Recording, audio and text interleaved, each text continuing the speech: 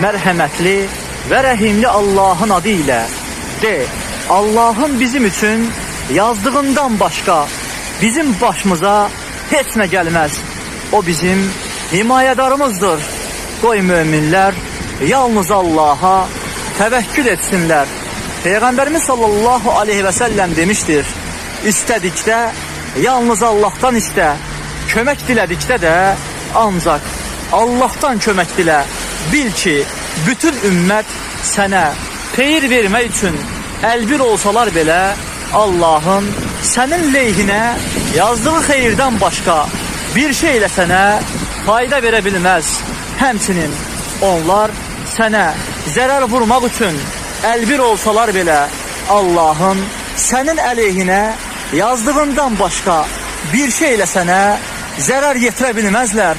Qələmlər qaldırılmış, səhifələr də qurumuşdur.